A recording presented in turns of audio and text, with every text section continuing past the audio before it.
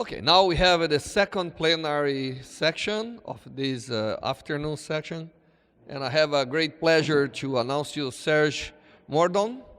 He is from the French Institute of Health and Medical Research, and he's one of those scientists that's like many others are very worried about proving principles, but then transform principles in prototype that can show how applicable they are.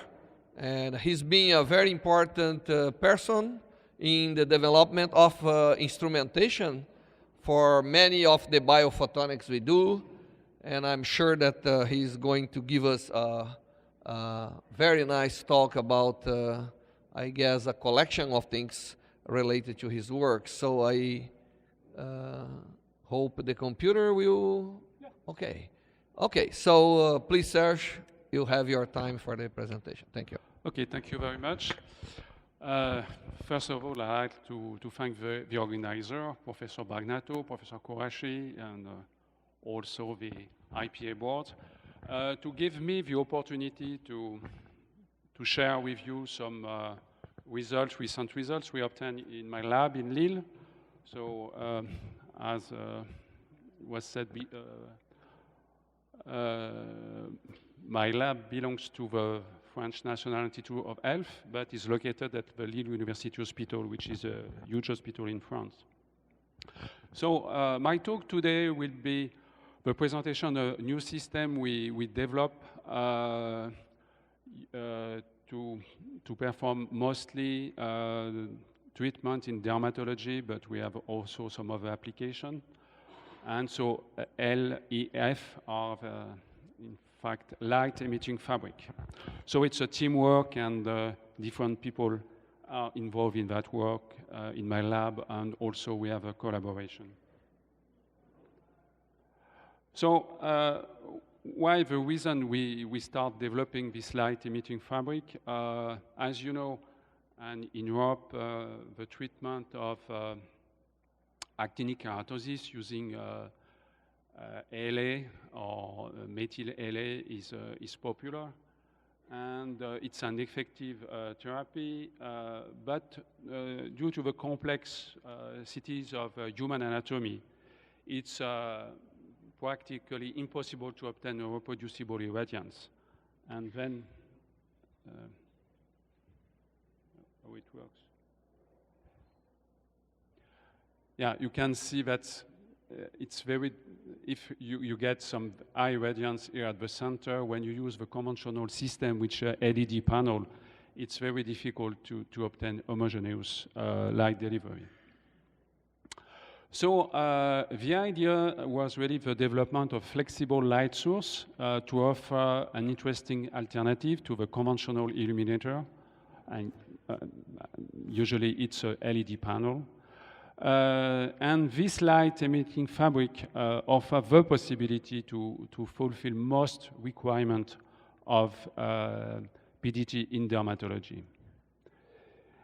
So I think you are familiar with fibers, and if you are you're in PDT and you want to perform interstitial PDT, usually we use a light and fibers, and we use side-emitting optical fibers. That means we put light on one side, and you are able to get light on the other side. When you want to develop a light-emitting fabric, you need what we call side-emitting optical fiber, and not distal-end-emitting optical fiber. That means the light is able to go through the cladding, and you have emission along the fiber. So that's a possibility to develop such a flexible system. Another possibility is, in fact, to bend the fiber, and for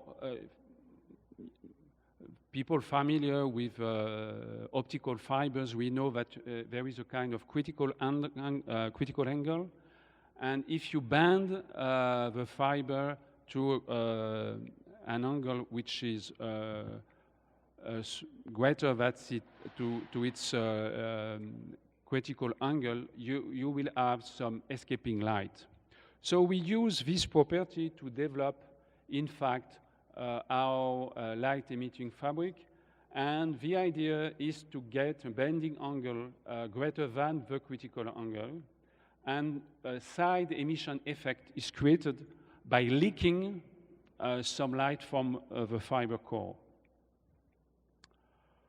So I go very quickly through the mathematics, but based on this angle, this bending angle, you can get a very limited escaping of light, or if you bend to a very small angle and very small radius to very high angle, you can obtain a lot of light emission on a very short distance. So just to summarize, if you put some light on one side of these fibers where you have created some micro banding, so based on the angle of this micro banding, some light will be able to escape. So in that case, very short radius. In that case, a very long, great radius. And so if I put light on one side, the light will be able to escape along the fibers. So that means a lot of light just at the beginning of the fiber, but when I move along the fiber, there is less and light, which could be a problem because I need to have homogeneous emission along this distance. So the idea is, in fact, very simple, is to put light on each side. So if I put light on one side, I will get this light distribution, but if I connect the light on the other side, so I can get some addition of emission, and at the end, I'm able to get that. So that's the main principle, and this is this approach is now patented, and we develop the technology to obtain these things. So the idea is the following: we have some textile thread to obtain, in fact, the banding of the fiber. This is the fiber. So we have a light source on each side. And then light is able to escape that way due to the bending of the fiber. So originally we started 3 years ago. It was really a prototype with manual weaving. We use, in fact, the weaving. It's really based on the textile industry in the north of France, where Lizzie located, is very famous for textile industry, and even Lille in the 19th century was the capital of wool, which is no more the case. And that was the original system we developed. You can see the fibers, and you can see, in fact, the warp, which are in polyester. Now we are able to use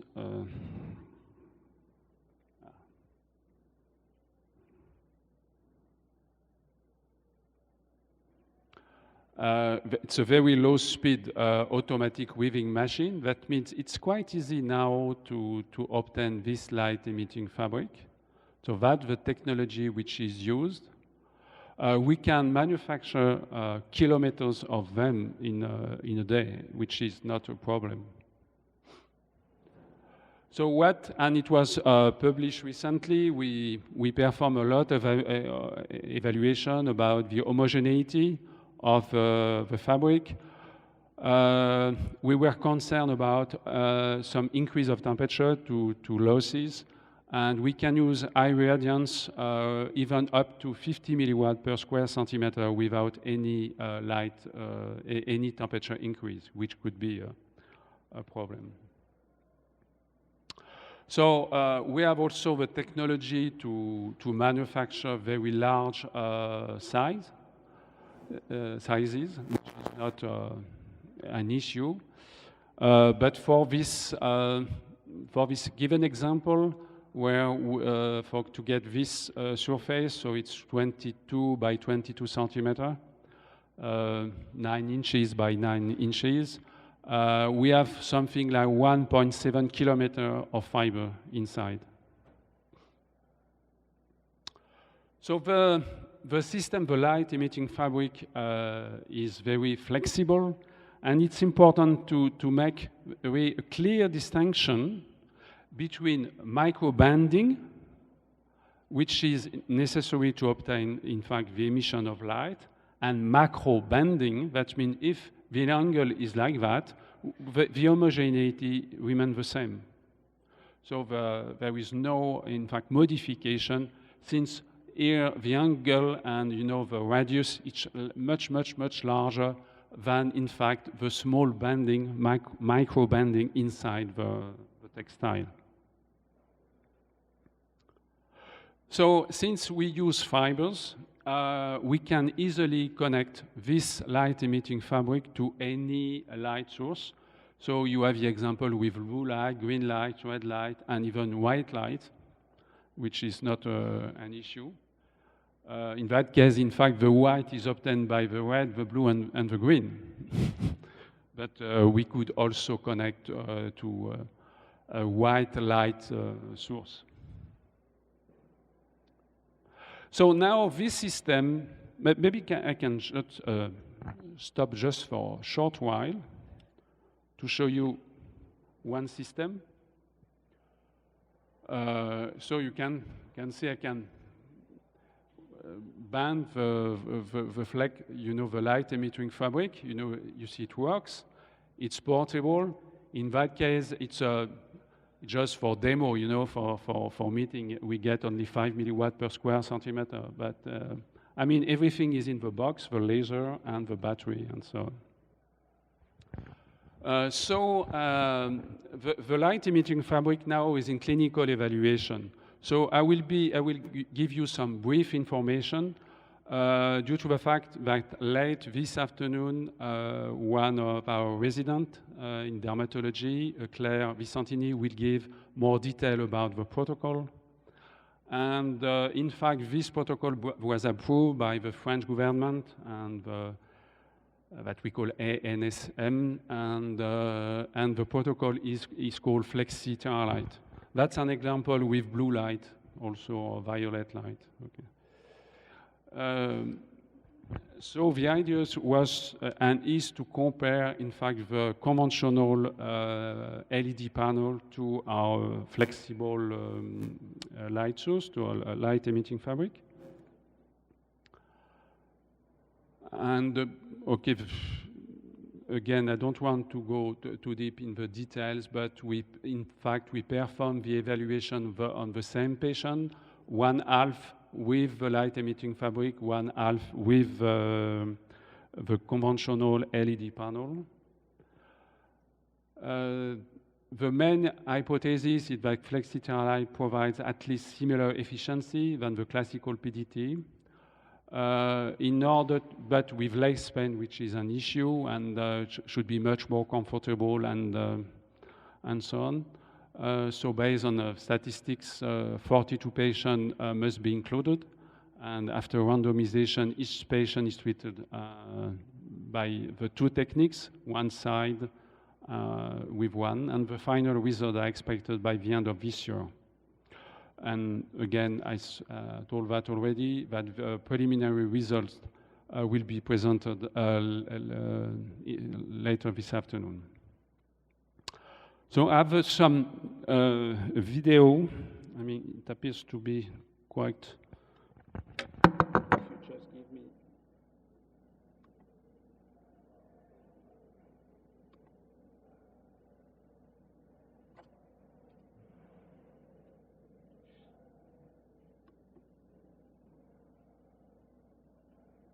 Yeah,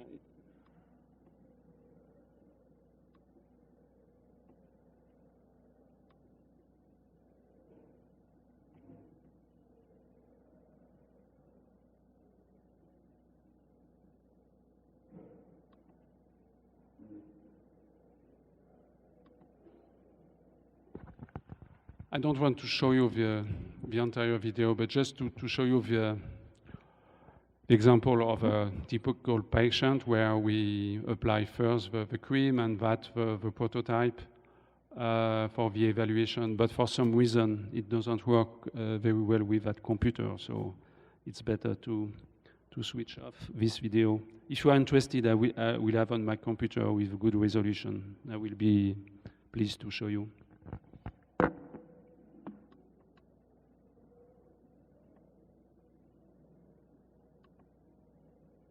So go back.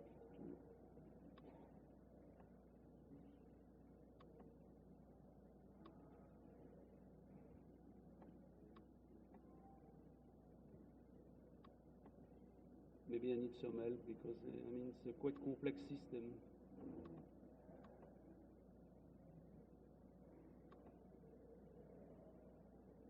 Okay.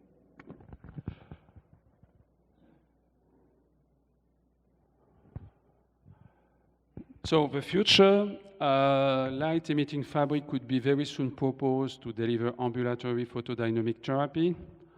And we got some funding from EC, European Community, so we work now on that system. And this is an example of a portable system. So it will be for actinic keratosis, mostly is on the scalp. We are working now on a kind of an helmet where the light-emitting fabric and the light source will be integrated inside the helmet. And in the belt here will be the battery just to operate the system. So as I told you, this work is supported by our institution, the Inst, the French government, and the European Commission. So as you know, or maybe you don't know, our team and my team is deeply involved in PDT for several years. And we have several communication, not only in dermatology, but also in urology, in gynecology, and also in pneumology, and also some poster about glioblastoma treatment and so on, which is a very important program in Lille. And we have a neurosurgeon and a huge team involved in the treatment of glioblastoma. So also one announcement, maybe some of you are familiar with the Brixen meeting. So the Brixen meeting is over. And I think we have to mention some thoughts, and Professor Giulio Giori, which was the founder of this meeting. It was decided that the next meeting will be we will take place in Nancy next year, so you are welcome in Nancy. It's a nice city in east part of France. And obrigado.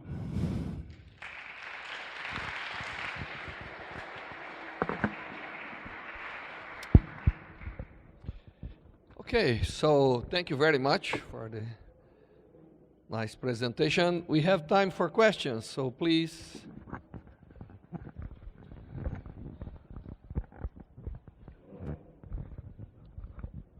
Okay, thank you for the talk. I wanted to ask, what's the intensity of light you're delivering in ambulatory PDT?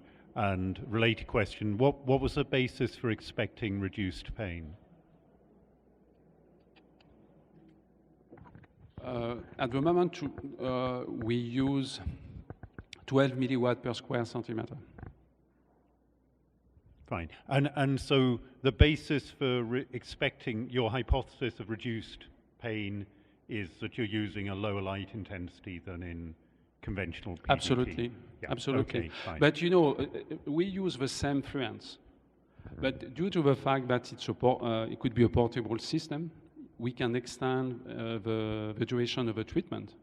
So that means instead of 9 minutes, because to me it's a crazy treatment, I mean to use 70 milliwatt per square centimeter for 9 minutes to deliver 37 joules per square centimeter. It's, I mean, crazy. So the idea is to, in fact, reduce the irradiance, increase the treatment duration to get the same results. So we have already results. So I can tell you the efficiency is at least similar, even sometimes better. but the pen is almost zero. Now the mean and the data will be given by Claire is 0.6 or 0.8 compared to 7 on a 0 to 10 pen scale. Yes, indeed. So we've also done ambulatory PDT at lower intensities and get much lower pain. So it's certainly a good approach. Any more questions? Yes, Moises? In this application, you want the light to spread over a large surface, but maybe you have other situations in which you would like to conduct it from one point to another over a surface. And for that purpose, you can also use bending and use what are called whispering gallery modes, resonances. Maybe that would be an application where you want to conduct the light over a surface, but along some curved surface to another point. Okay, thank you for this comment. Questions? I have one. I remember some time ago, people tried to do phototherapy for newborn babies using fibers on the bed, and for some reason that didn't work out. They found many different problems when you have contact, when that kind of thing. So my worry is that a worry here? Do you have any evidences that having the contact and everything may not be a good thing? No, I know, and we work also on that development for bilirubin and baby jaundice. Yes. But in fact, now on the market, you have GE Healthcare. They are selling a system called BiliSoft for many years. So it's a kind of what they call the light blanket. So the baby are in contact, and it seems it works fine. So it seems at the moment, and I know that several companies, we have even one in France, which is involved in the development of this kind of light blanket or light kind of fabric to perform the treatment, which seems to be maybe a good option for this baby jaundice. Now, there's the second question. We realize that new devices for PDT has to fit into the economic reality, whatever it is. So a device like this, the patient has to buy or you provide, and then he uses and then you recycle for the next or something? That's a good question. In fact, it depends on each country about the reimbursement, and the business model has to be defined all the time. So, but we know that we are concerned, and thank you for that. You know, I'm involved in the development of medical device for 35 years now.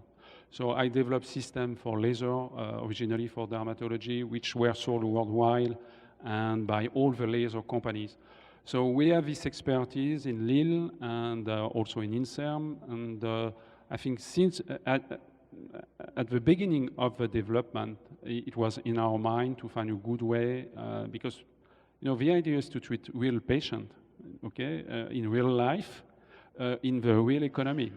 So we have to consider this point. And okay, so before we thank Serge for the nice talk,